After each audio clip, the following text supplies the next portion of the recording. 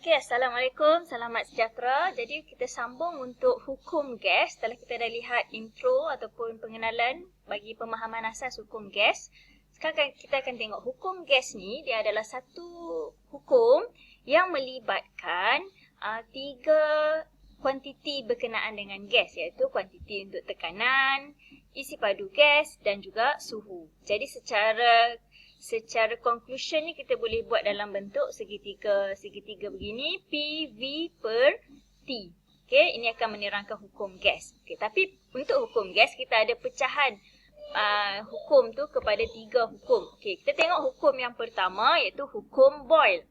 Okey, hukum Boyle menyatakan bagi gas yang berjisim tetap, isi padu gas berkadar songsang dengan tekanan.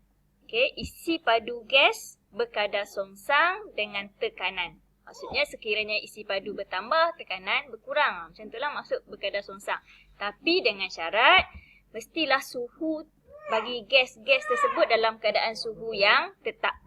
Okey, so V berkadar terus dengan 1 per P. Maksudnya V berkadar songsang dengan P lah. Okey. Contoh, jika V tinggi, isi padu tinggi, maka tekanan rendah. Ataupun dalam keadaan sekiranya isi padu rendah, maka tekanan akan tinggi. Jadi nilai P darab V adalah satu nilai yang tetap, itu nilai per malar.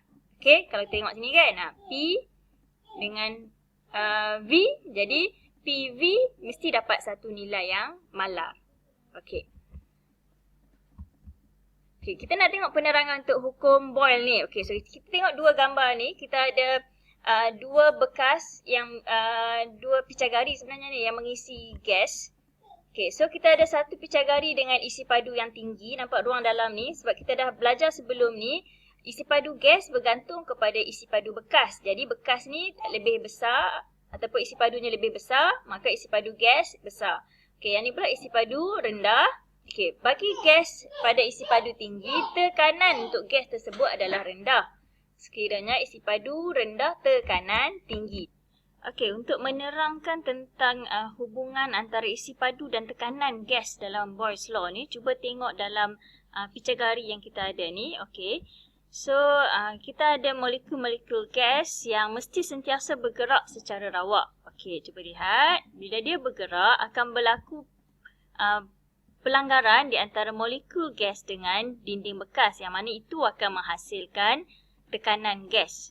Okey, bagi volume bagi isi padu yang kecil, maka pelanggaran tu akan kerap berlaku. Maksudnya kadar pelanggaran molekul gas sesama molekul dan juga kadar pelanggaran molekul gas dengan dinding bekas adalah semakin tinggi. Maksudnya lagi banyaklah berlanggar sebab ruang dia kecil. Okey, isi padu dia kecil. Bila lagi banyak pelanggaran berlaku, maka tekanan gas akan tinggi. Okey, tapi sekiranya isi padu gas besar, okey, tengok bila picagari tu dinaikkan ke atas, so isi padu dia bertambah. Okey, bila isi padu bertambah, bagi setiap molekul gas untuk berlanggar, kuranglah kadar pelanggaran tu, sebab dia nak sampai ke satu-satu dinding tu dia akan ambil masa yang lebih panjang.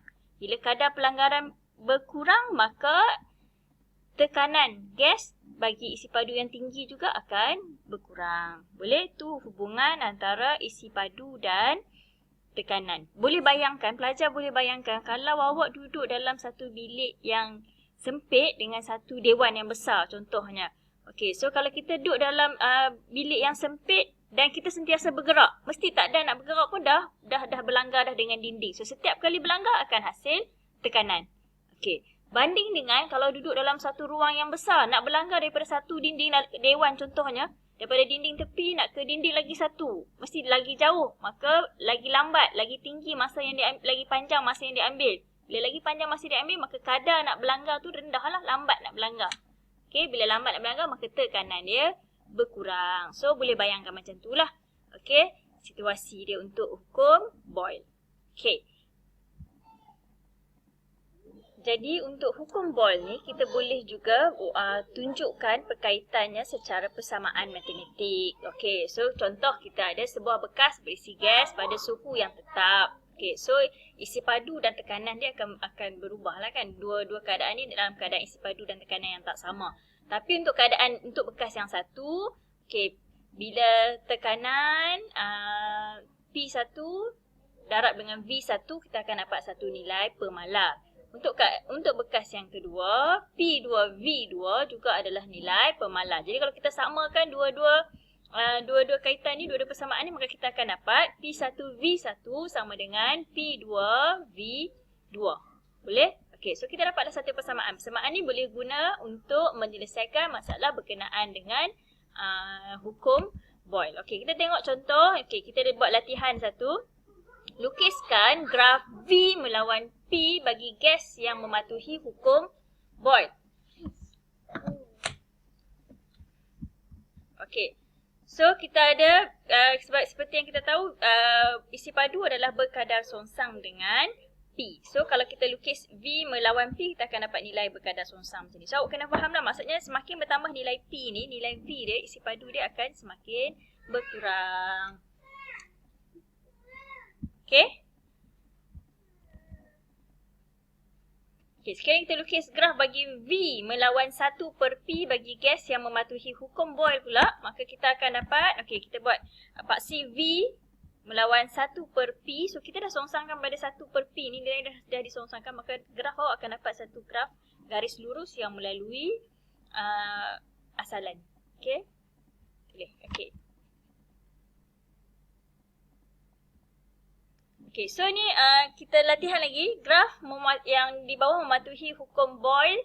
Jadi berapakah tekanan gas apabila isi padunya ialah 8 cm padu. Okey, so graf ni tengok balik paksi dia, kita ada V melawan 1 per P. Okey, so dia dah songsangkan dah nilai untuk tekanan di sini, maka kita akan dapatlah satu graf garis lurus. Okey, sebab memang V berkadar terus dengan 1 per P sama juga dengan maksud V berkadar songsang dengan P. Okey, so soalan tanya berapakah tekanan apabila isi padu adalah 8 cm padu. So 8 cm padu di sini, okey, tarik ke graf, so awak akan dapat pada titik ni. So nilai 20 adalah sama dengan nilai 1 per P. 1 per P sama dengan 20, maka P sama dengan 1 bahagi dengan 20. So akan dapat nilai P adalah 0.05 Pascal. Okey.